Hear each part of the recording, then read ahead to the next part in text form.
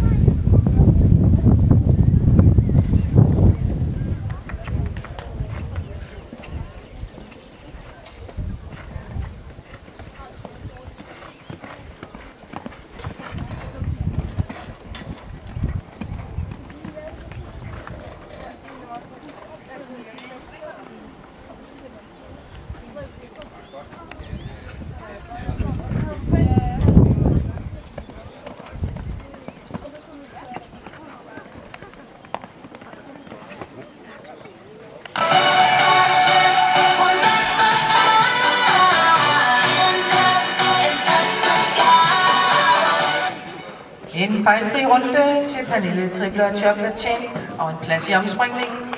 Tiden i hovedrunden her hedder 65,11. Vi skal